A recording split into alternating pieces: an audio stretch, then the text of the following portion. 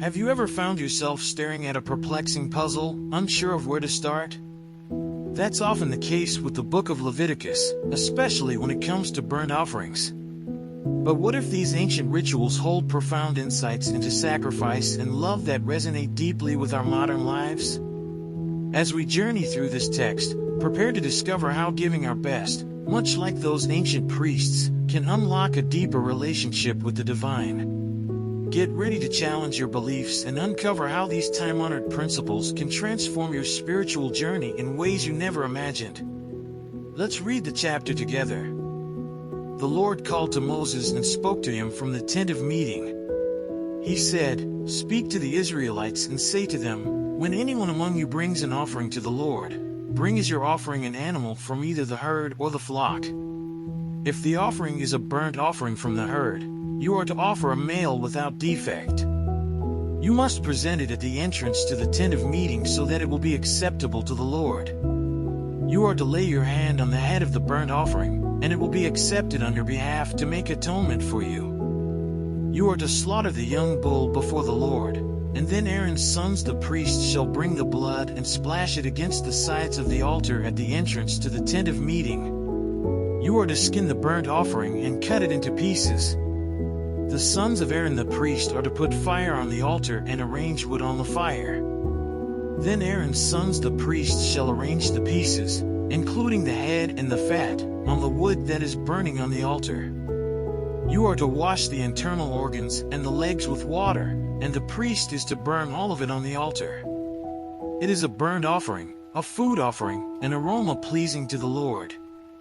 If the offering is a burnt offering from the flock, from either the sheep or the goats, you are to offer a male without defect. You are to slaughter it at the north side of the altar before the Lord, and Aaron's sons the priests shall splash its blood against the sides of the altar. You are to cut it into pieces, and the priest shall arrange them, including the head and the fat, on the wood that is burning on the altar. You are to wash the internal organs and the legs with water, and the priest is to bring all of them and burn them on the altar. It is a burnt offering, a food offering, an aroma pleasing to the Lord. If the offering to the Lord is a burnt offering of birds, you are to offer a dove or a young pigeon. The priest shall bring it to the altar, wring off the head and burn it on the altar. Its blood shall be drained out on the side of the altar. He is to remove the crop and the feathers and throw them down east of the altar where the ashes are. He shall tear it open by the wings, not dividing it completely, and then the priest shall burn it on the wood that is burning on the altar. It is a burnt offering, a food offering, an aroma pleasing to the Lord. Let's say a quick prayer to thank the Lord for His mercy. But first, don't let this moment pass without taking action. Subscribe to the channel and turn on notifications to continue your journey of learning and growth.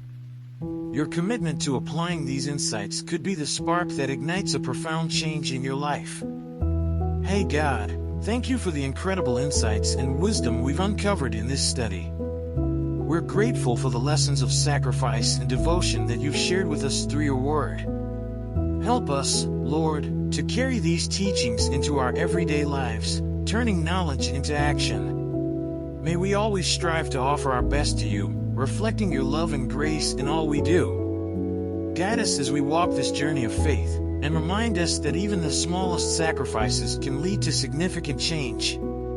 Amen. As we wrap up our exploration of the burnt offering in Leviticus, it's time to reflect on how this ancient practice can inspire real change in your life. Are you ready to examine the sacrifices you make daily?